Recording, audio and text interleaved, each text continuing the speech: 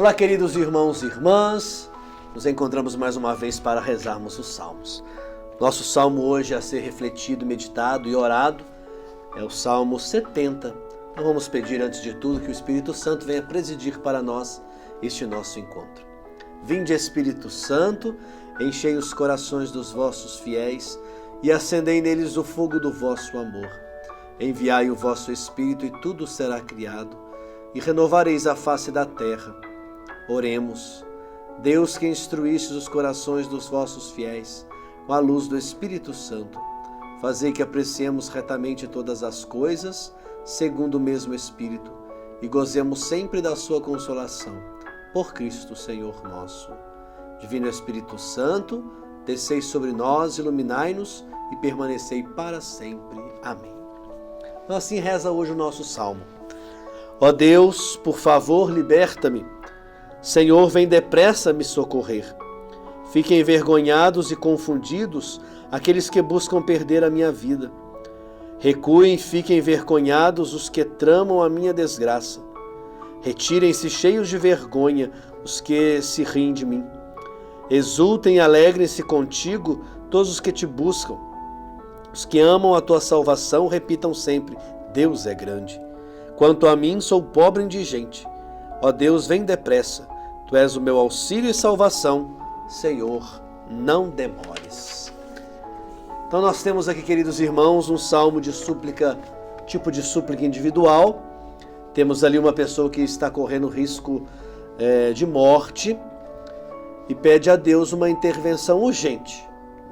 Pede até por favor, que Deus venha então em socorro desta pessoa. Venha socorrer, não demores para socorrer. Então, uma súplica individual. Nosso salmo está organizado em 3 breves momentos. O primeiro momento, somente o versículo 2º. O segundo momento, dos versículos 3º ao 5º.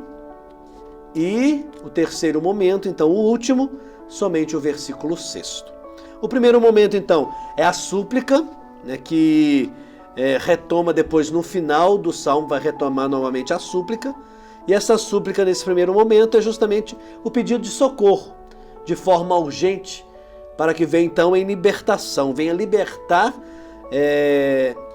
a pessoa desse tremendo conflito, situação de risco de morte que ela está passando. Então pede ao Senhor justamente que liberta ela dessa situação, vem depressa socorrer. Segundo momento, a pessoa fala de seus inimigos e do grupo a qual ela pertence. Pede então para os seus seguidores que sejam envergonhados, que recuem, que se retirem.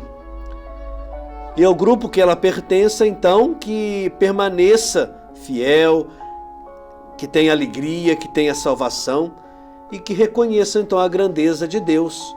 Esse é então o segundo momento que nós temos. E por último, o terceiro, mostra alguns aspectos da vida desta pessoa que fala, que escreve, que reza esse salmo. Termina com um novo pedido de salvação urgente da parte de Deus. Retoma-se esse pedido de urgência do vem depressa socorrer, quer dizer, socorra, que venha auxílio desse momento difícil que ele está passando. Então assim está organizado o nosso salmo. Como surgiu o salmo? Por que surgiu esse salmo? O salmo então revela um conflito aberto, como nós vimos, entre um grupo e a pessoa então que criou este salmo. Quem é esse grupo? O texto aponta 3 características então desse grupo para poder nos fazer reconhecê-lo. Aquele que busca perder a vida do justo, tramam a sua desgraça e dão gargalhadas à custa dele. Então eles estão dispostos a matar o salmista. É uma tramóia, na verdade, para poder pegar então o salmista, o justo, essa pessoa que pede socorro de Deus. Sinal, então, que esse grupo é um grupo organizado, Eles tramam uma cilada contra o justo. O salmista, diante de tudo isso, sente-se preso.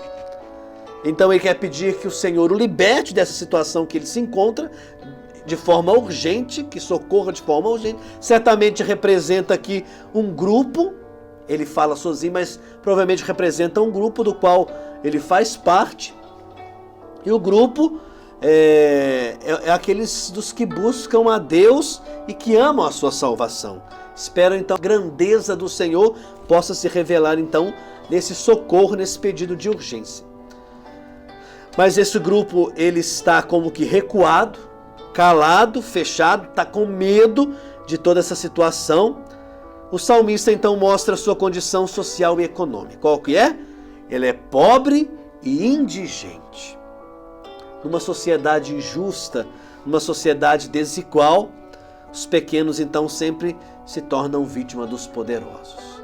Então, nós temos ali a situação social e econômica que vive então este salmista, ou até esse grupo que está agora com medo, calado, recuado e acusado de todas essas injustiças.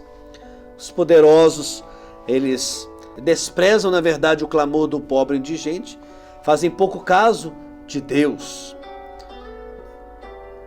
Então veja que eles têm como Deus aquele que está neutro, que não ouve o clamor, que está indiferente ao clamor dessa pessoa, desse grupo. Muito pelo contrário, nós vamos ver que o rosto de Deus é justamente o contrário disso que pensam os poderosos. Deus está ouvindo, Ele está antenado ao clamor do pobre, ao clamor do indigente, ao clamor dos perseguidos, ao clamor daqueles que querem justiça. Então esse é o rosto de Deus, né? É o rosto de Deus que defendeu a vida ameaçada do povo de Israel, né? Lembra quando, afogando ao mar vermelho o faraó e o exército, né? Libertando então assim Israel da opressão do exército do faraó que estava perseguindo. Então aí está a presença de Deus. Ele é a coluna de sustentação de todo o salmo. Ele é a coluna que guiou o povo na escuridão, que guiou o povo à libertação, que guiou o povo à terra prometida. Esse é nosso Deus. É um Deus que ouve. Sem essa experiência do salmista, não teria motivo de pedir socorro, gente. Se ele pede, é porque ele tem uma experiência de Deus, ele sabe que Deus o ouve e que pode atender. Então ele faz isso com o coração aberto. A experiência do Deus da aliança, né? Esse salmo está na base desta experiência, daquele Deus da aliança que selou com o povo a aliança, né? É partidário, sim. Ele toma partido pelo justo, pela causa dos pequenos. Deus é grande e garante assim aos justos a libertação. Em Jesus, queridos irmãos, nós também vemos o clamor por justiça, e Jesus atende o clamor. Em Marcos, mostra para nós ele desmascarando, né, os que mantêm e promovem qualquer tipo de sociedade baseada na injustiça, na desigualdade, na corrupção, na opressão de qualquer tipo de espécie. Qualquer tipo de espécie de opressão. Jesus vai contra estes. E olhemos para o alto da cruz. O alto da cruz é a comprovação de uma sociedade injusta, desigual, opressora, né? Que mata os inocentes, que aponta, que julga. Então a própria morte de Jesus foi provocada por um grupo de privilegiados que tiram nela uma ameaça aos próprios privilégios, né? Os privilegiados tiram assim de tudo isso algo que possa então servir de privilégio para eles. Eles o mataram, mas Deus o ressuscitou. Então, porque Deus o ressuscitou diante da morte, mostra para nós que não fica indiferente de forma alguma ao clamor da justiça, ao clamor das pessoas que querem justiça, ao clamor das pessoas sofredoras, oprimidas. Nosso Deus, em Jesus, é um Deus que liberta, que tem compaixão, que usa de misericórdia, porque da cruz, daquele coração vazado, é o clamor urgente para cessar qualquer tipo de maldade humana que possa existir. É o clamor da cruz que sobe aos céus. por todo o povo que está menosprezado. Então rezemos em nosso coração para que cada vez mais possa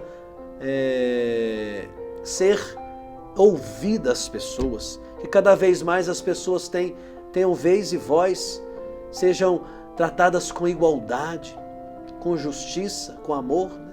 Que possam sempre exercer os seus direitos, ter os seus direitos respeitados, garantidos, né? Ter a sua dignidade, principalmente de ser humano.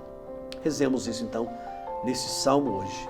Glória ao Pai, ao Filho e ao Espírito Santo, como era no princípio, agora e sempre. Amém. Abençoe-vos o Deus Todo-Poderoso, Pai e Filho e Espírito Santo, e permaneça para sempre. Amém. Até a próxima, se Deus quiser. Um grande abraço a todos.